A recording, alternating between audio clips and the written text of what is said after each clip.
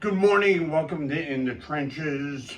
I'm David Cohen, and today my topic is going to be pulmonary embolism. This is one of my favorite topics to talk about. And this is what my house staff and medical students requested I speak on this morning. There's so much to say about that. I'm just going to talk about a few key aspects. Number one is diagnosis of pulmonary embolism. So, you could suspect this in a lot of patients. The issues of what do you do and who do you evaluate? So something that's very important is something called the pretest probability.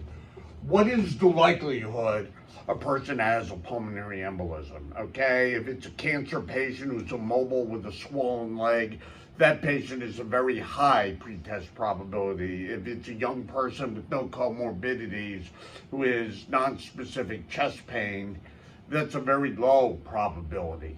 Okay, and based on this will tell you where to go. This whole concept was developed around 1990 with something called the PIOPED-1 study, prospective investigation of pulmonary embolism diagnosis. And what this showed was, at the time, they used nuclear medicine. VQ scan was the way to diagnose pulmonary embolism. And what this showed is that if you had a high pretest probability, even if you had a low probability VQ scan, 40% of these patients had pulmonary embolism. On the other hand, if you had a low pretest probability and a high probability VQ scan, a little over half of them had pulmonary emboli, not all of them. And they used pulmonary arteriogram as the gold standard. Now, we've evolved a lot since this, and really, since the late 1990s, we've been using CTA. We used to call it spiral CT, now we call it CTA, and this is the gold standard to diagnose pulmonary embolism, provided the patient doesn't have contrast allergy, renal insufficiency, or possibly the woman isn't pregnant. This is the way we diagnose this. Nevertheless, you're giving patient radiation, and you want to give this to people who just really need to get the test. Okay, so blood test, D-dimer. D-dimer is elevated in pulmonary embolism. So in the patients who have intermediate or low pretest probability, and the pretest probability, they developed these scores. European scores, the Geneva score, and in Canada, there's something called the Wells score. And these are ways of sorting out patients to put them in a risk category. If somebody has a high pretest probability, you're probably going to treat them even before you make the diagnosis, and they're going to be scanned right away. Okay, if somebody's intermediate or low risk, you could get a D-dimer, and based on the results of the D-dimer, it'll tell you where to go. Now, D-dimer, is helpful if it's negative. It rules out a pulmonary embolism. If it's positive, that doesn't give you a diagnosis. A lot of things can do that. And in a hospitalized patient, most of them have elevated D-dimers to begin with. The other thing you need to do is adjust the D-dimer for age.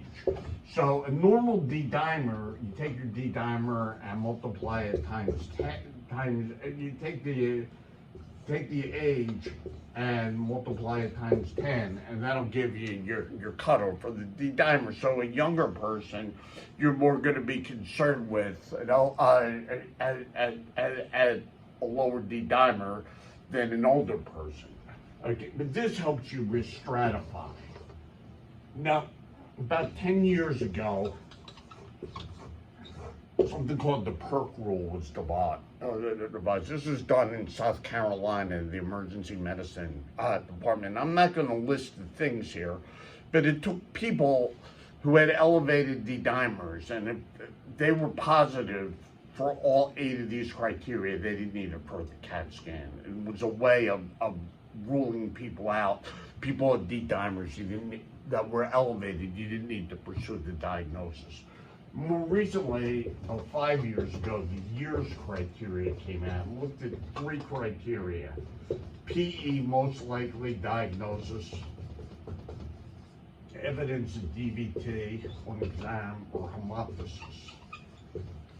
Okay, if you were negative for all three of these, and you needed a D-dimer of at least 1,000 to scan the leg, and if you had positive one of them, then the cutoff was 500.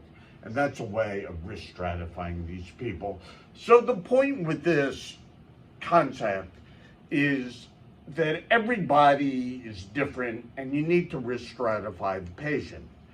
And there are different cutoffs, and you don't want to do unnecessary testing. Okay, now I want to go into the second part of this talk. I want to talk about what happens when you get the diagnosis. So once you diagnose pulmonary embolism, you have to risk stratify the patients. So you have high risk, intermediate risk, and low risk. So about 70+% are low risk, 20% intermediate, 10% is high risk. This might be a little too high. High risk PE, okay, they have a low blood pressure, okay, and these are the people who die, and you have to work on them immediately. That's high risk pulmonary embolism. The mechanism of death is usually mechanical. You have a huge clot burden, and you can't get blood from the right side of the heart to the left side of the heart. Thus, you can't get blood from the left side of the heart out to the circulation. Okay, you could also get arrhythmias and other things, but the major cause of death is mechanical due to a high clot burden. Okay, intermediate risk, blood pressure is normal, but they have evidence of right ventricular dysfunction. So by imaging, and the classic imaging is the echocardiogram, which shows something called McConnell sign, which you don't always see. But here, the free wall of the right ventricle is moving, the apex of the right ventricle is moving normal, but the free wall isn't. And it's a sign that more often than not, it's due to large pulmonary embolism, not 100%.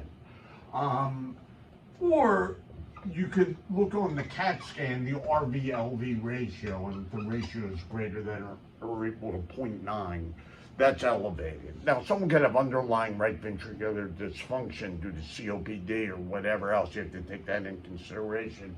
And the other thing are the biomarkers, and the big biomarker is the troponin. And with an elevated troponin, you actually get right ventricular infarction due to pulmonary embolism because the dilated right ventricle is compressing the right coronary artery.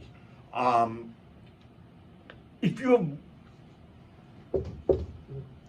both of these, that's high intermediate risk.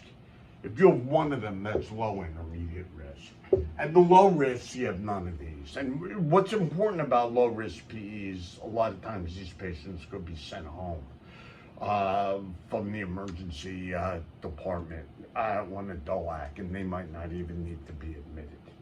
So how do you treat pulmonary embolism? This is very quick. Somebody who has got a high risk pulmonary embolism, here the benefits outweigh the risks. You could give them IV thrombolytic therapy.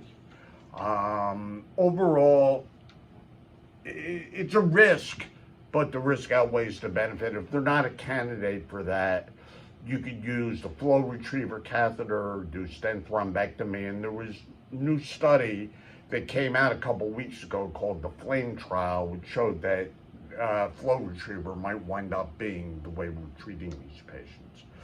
Intermediate risk, they've experimented with a lot, especially in the intermediate to high risk group. You don't want to give them IV lytic therapy. Here, the risk of intracranial bleed is 2%. It's too high. They're either getting catheter-delivered thrombolytic therapy or flow retriever or some type of interventional procedure to remove the clot. Low-risk patients, you're going to do neither of them. So if you diagnose somebody with a pulmonary embolism, you need to risk assess them. once in a while with large PEs, they actually get a surgical thrombectomy. More often they'll go to interventional first if they can't get lytic therapy. So you have your diagnosis of pulmonary embolism. After you make the diagnosis, you need to risk stratify them. They're high risk, you need to act on them right away. Are they a candidate for IV lytic therapy, or is your institution doing flow retriever or any other procedure? If they're intermediate high risk, where their troponin is elevated, they have markers of right ventricular dysfunction. These patients have a higher risk of recurrent PE death, and death overall. They cannot be discharged. You need to watch them. A substantial portion of them, they're either going to be getting catheter-delivered lytic therapy or flow retriever or some type of interventional work to relieve the clot burden. Waiting for the data to come in, acutely it improves the hemodynamics. The issue is what it's going to do long-term. And what I'm going to do is stop here. There's far more to talk about with this entity, but these are the points I wanted to focus on today.